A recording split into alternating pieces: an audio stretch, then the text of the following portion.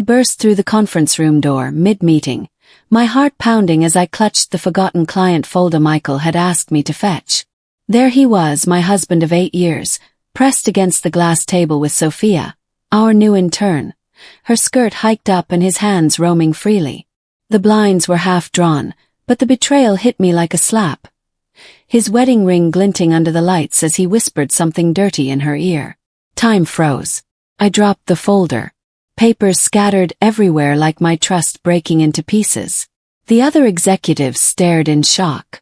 Michael and Sophia jumped apart. Her face turned bright red as she pulled her skirt down.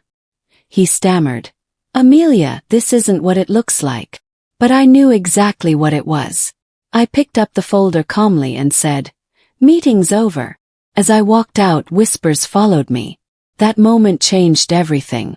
I had to be smart, not loud. My stomach twisted in knots as I backed out silently and let the door click shut. Rage boiled inside me. How dare he do this in our own office, where I worked so hard under his control? I forced a smile at the receptionist even though my hands shook on my phone. This wasn't my first suspicion, but seeing it with my own eyes gutted me. I swallowed the scream and turned the anger into cold determination. Maybe this explained the late nights and the strange promotions. I hurried to my car, let a few tears fall, then drove home pretending to feel sick. That night I lay awake while he slept beside me. 8 years of marriage, building the ad agency together, and now this. I decided right then. No more blind trust. I would gather proof quietly and carefully. My name is Amelia, a 35-year-old white American woman who always played by the rules. I poured my heart into this marriage and our jobs at the ad agency. This is my story. My husband hid his affairs from me for years, until I confronted him with the evidence he never expected. That afternoon in the bathroom stall, tears ran down my face, but I wiped them away and stared at my reflection in the mirror. No more playing the victim. It was time to dig deeper. I splashed cold water on my face, fixed my makeup, and went back to my desk like nothing happened. Colleagues avoided looking at me. Word was already spreading. I acted normal, but my mind kept replaying the scene. I had ignored so many clues. His secret phone calls, the sudden overtime. As a graphic designer, I had supported him through everything. Now betrayal burned deep. Tomorrow I would start checking his emails. Back at my desk, I overheard Michael in the break room praising Sophia like she was a genius. He handed her the prime project I had pitched weeks earlier. My cheeks burned with shame as colleagues gave me pitying looks. Earlier in the morning huddle he had called my ideas uninspired in front of everyone. I gripped my coffee mug so hard my knuckles turned white. This favoritism wasn't random. How many others had he lifted up the same way? I pretended to type while watching them laugh together. Sophia twirled her hair. He touched her arm. Jealousy and anger mixed inside me. That project had been mine. I stayed up nights for it. Now it was hers. I opened my phone notes app and quietly started a secret log. Date, time, what I saw. The war had begun, and I would fight it quietly. That evening Michael came home late, smelling faintly of her perfume. "Tough day?" he asked casually and kissed my forehead like nothing was wrong. I nodded and forced a smile while my mind raced. His phone buzzed on the counter. A text from S popped up. "Can't wait for round 2. My heart pounded. I memorized the number. Was this the first thread to pull? I cooked dinner and chatted about work to seem normal. He complained about deadlines and avoided my eyes. After he showered, I glanced at his phone while he watched TV. More texts from Sophia. Plans for secret meetups. I copied them to my private cloud folder. Questions flooded me. How long had this been going on? Who else? I cuddled next to him on the couch like always. He fell asleep. I stayed awake planning my next move. The next morning I logged into our shared work cloud drive from my laptop at home. My heart hammered as I searched his folders. In a buried personal section I found deleted emails, flirty messages with Sophia and promises of raises for extra efforts. One line stopped me cold. "Keep this quiet like with the others." Others. My breath caught. This was bigger than one affair. I took screenshots and saved them in my hidden folder. At the office I acted cheerful, even complimented Sophia's outfit. She smiled awkwardly and looked away. Michael called a quick meeting and gave me boring tasks while praising her again. I nodded politely. During lunch I used a free app to trace the number. It matched Sophia's LinkedIn.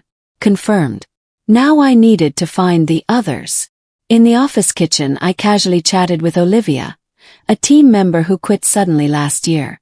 When I mentioned Michael's mentoring, her eyes darted away. "He helped me a lot," she said, twisting her ring. "Press gently." She finally confessed. An affair, a fast promotion, then threats when she tried to end it. My jaw tightened. Proof of a pattern. I promised to keep her name safe and asked if she would send evidence. She nodded slowly. Back at my desk Michael walked by and smirked. "Good chat." Smiled. "Just catching up." That night her email arrived. Screenshots of threatening messages. Chilling. 2 affairs confirmed. Sophia now, Olivia last year. I added everything to my growing dossier on an encrypted drive. The timeline fit perfectly, no gaps. During lunch Michael pulled me aside in the hallway. His grip on my arm was too tight. "You're slacking, Amelia. Step up or I'll reassign your accounts." He said it loud enough for the team to hear. Humiliation burned, but I looked him in the eye and said calmly, "Understood." Inside my plan sharpened.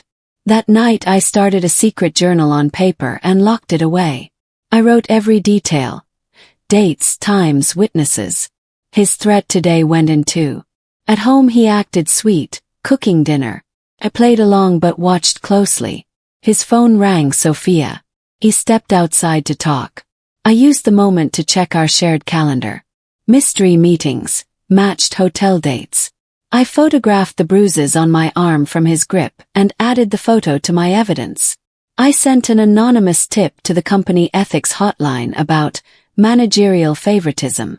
They replied quickly. They needed solid evidence. My hands shook as I gathered screenshots from his emails. Nothing that could trace back to me yet. Then I found an old attachment in his files. Photos from a team retreat with another woman dated 3 years ago. How long had this really been going on? The woman was Brooke, an old intern.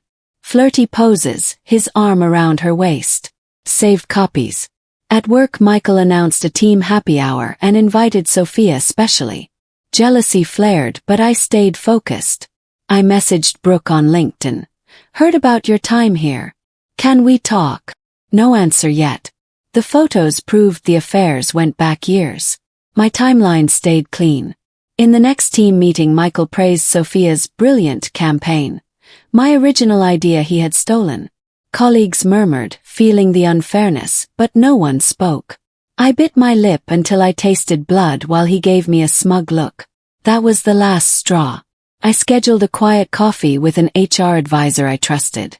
What would happen next? The meeting felt endless. I nodded and smiled while rage boiled inside. After work I met the advisor at a small cafe. I spoke vaguely about favoritism issues. She said, "Gather proof, witnesses, records." Solid advice. Later Brooke replied, "Yes, let's talk." My heart jumped. I called her from a park bench. She confirmed the affair and promised old voicemails. The net was closing. The HR advisor listened carefully as I described the situation without naming anyone. "Gather strong proof," she said, "like witnesses, records, or documents." Back home I checked our joint bank app using the shared login, not breaking any rules. I found hotel charges on nights he claimed overtime. One receipt stood out, a luxury room booked under S. My resolve grew stronger. But then a knock came at the door. My heart jumped. Who could it be this late? I opened it slowly. It was Olivia, eyes red and puffy. She stepped inside quickly. "He asked about me today through a friend," she whispered. "I think he's suspicious." We sat at the kitchen table. She handed me a thick envelope of printed chats, threatening messages after their affair ended. Use these, she said. Just keep me safe. Gratitude flooded me, but fear too. If he found out we talked. I hid the papers in my bedroom safe right away. Now I had solid proof from 2 women. The third was still out there waiting. It was Olivia again the next evening. She had more to share. She sat on my couch and spilled everything. How Michael harassed her after the fling, how he forced her to quit by threatening bad references. The printed chats were damning. Messages like, "You'll regret walking away." I read them in silence, anger building. She left quietly after we hugged. Alone, I added the new evidence to my dossier. 2 affairs fully documented. Sophia current, Olivia from last year. What about the third from the old photos? I locked the safe and updated my journal. The timeline stayed perfect. Olivia's story matched the dates in the emails. No holes. Michael came home late that night, acting normal. I smiled and asked about his day. He said busy meetings. I knew better. Pressure was rising on both sides. He was starting to sense something, but I stayed one step ahead. I dug deeper into the old work archives during lunch breaks. There I found messages with Brooke, the intern from years ago who got promoted fast then disappeared. Her LinkedIn showed she switched careers suddenly. Probably no coincidence. I sent her a private message. I heard about your time at the agency. Can we talk privately? My heart pounded as I hit send. The web was tightening around him. But Michael noticed my late nights at the computer. You've been working a lot lately, he said over dinner. I smiled sweetly. Just catching up on projects. Brooke replied the next day. Yes, let's talk. Relief hit me hard. The pattern was clear now. Promotions tied to affairs, then silence when they ended. Everything lined up without a single gap in dates or details. He confronted me over dinner one night, fork clinking hard against the plate. You're distant lately. Everything okay at work? His fake concern made my skin crawl. I smiled and said, just focused on my projects. Inside, triumph flickered. Brooke's call had confirmed her affair, complete with saved voicemails of him pressuring her. Evidence kept piling up. Then I saw a new email he sent to Sophia. We need to be careful. Had he sensed the noose closing? I overheard him on a tense phone call later that night, voice low and worried. Paranoia was setting in. The voicemails from Brooke were crystal clear coercion. My timeline remained solid. Early affair in year 3 of marriage, no overlaps or contradictions. His suspicion was growing, but so was my proof. I reached out to Tom, a trusted coworker who had seen Michael's unfair treatment of the team for years. We met at a quiet bar after work. Over beers he shared logs he kept of unequal assignments and promotions. He's screwing everyone over, Tom said angrily. I nodded and slipped him a cheap burner phone for safe tips. Solidarity felt powerful. But the next morning Michael announced a surprise audit in the all-staff email. Was he trying to cover his tracks? Tom texted on the burner. This timing is suspicious. Agreed. The audit was scheduled for next week. His move gave me perfect cover to access more files quietly. Witnesses now included Olivia, Brooke, and Tom. The logs matched the affair dates exactly. No loose ends. Confidence grew. The audit showed nothing suspicious to him, but I used my volunteer role in organizing files to access more discreetly. In a hidden folder I found explicit texts with a fourth woman, Elena, from years back. Shock hit me hard. Our entire marriage built on lies. Copied everything fast, heart racing. Later I wrote in my journal through tears, facing the pain but vowing justice for every woman he hurt. Olivia texted. He's asking mutual friends about me. Pressure was rising. What would his next move be? The folder dated to 2017, right after our first anniversary. The pattern held strong. No timeline conflicts. I vowed to keep pushing. He escalated at work the next week. In a staff huddle he demoted me from a key account, citing performance issues in front of everyone. Colleagues gasped. Humiliation burned deep, but I held my head high and said coolly, "Noted." That public shame only fueled me more. That night I finished compiling the full dossier. Emails, testimonies, timelines, bank receipts, voicemails. I was ready for HR. But a twist came. Sophia approached me in the hallway, nervous and fidgeting. "We need to talk," she whispered. Her eyes darted around. What did she know? The demotion happened right after the audit. Everything still fit perfectly. Sophia confessed in the parking lot after work, tears streaming. "He told me you two were separating. I didn't know it was a lie." She seemed genuinely sorry. Liar or not, she was useful. She handed over more chats from her phone, messages showing his manipulations and promises to her. I took screenshots quickly. Empathy mixed with cold strategy. Now I had her as a witness. Just as relief washed over me, Michael's car pulled into the lot. Had he seen us? We ducked behind a van. He scanned around then drove off. Close call. Her confession fit the recent timeline. No contradictions. Witness count hit 5.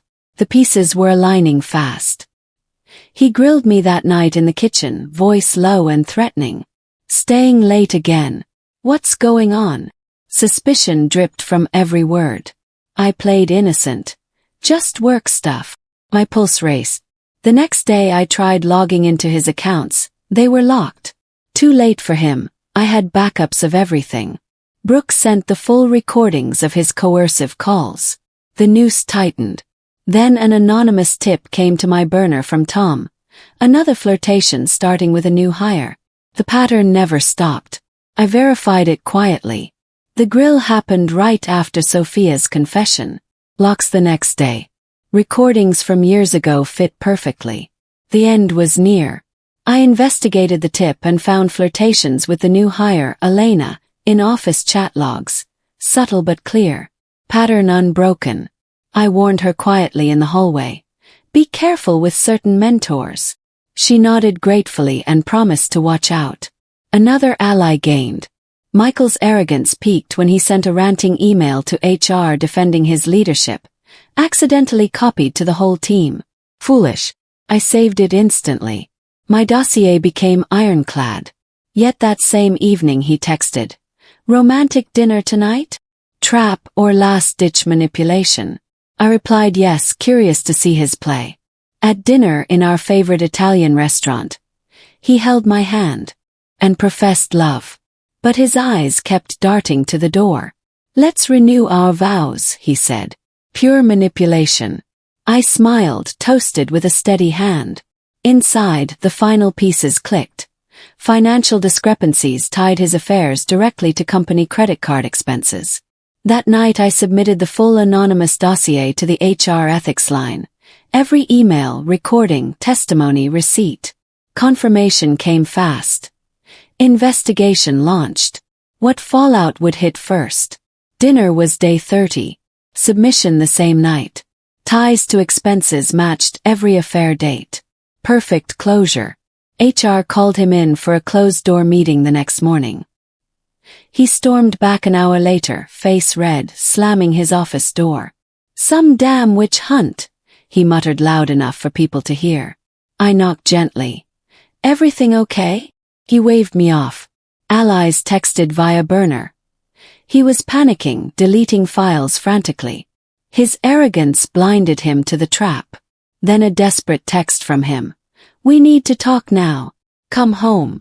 Confrontation was imminent. I replied, "On my way." Investigation week 5. Deletes too late. Evidence was already out. The trap had sprung. In our living room that evening, I laid out the evidence on the coffee table. Printouts, recordings, testimonies, timelines. His face drained of color. Denials came first. "This is fake." Then they crumbled to pleas. "It was nothing, Amelia. Please forgive me." Just then his phone pinged, HR email. Immediate suspension pending full inquiry. He lost control, yelling accusations at me. Neighbors heard the shouting. I had recorded it quietly. Poetic justice. His own arrogance sealed his fate. Confrontation day 35. Suspension same day. Evidence overwhelming. The company inquiry exposed it all over the following weeks. Multiple affairs, favoritism and promotions, harassment claims from several women. He was fired immediately. His reputation shattered as word spread through the industry. Colleagues turned away. I served divorce papers a week later at his temporary apartment. He begged on his knees. "We can fix this." I walked away firmly. Assets like the house and savings stayed secure through our prenup and the evidence. I got promoted to his former role. Felt reborn. One final twist. His new job offer was rescinded after the scandal reached them. Months later I stood tall at a big industry conference, receiving praise for my award-winning campaigns. Free from betrayal, I felt truly empowered, surrounded by supportive people and new opportunities. Michael. Alone in a small apartment, jobless after rejection.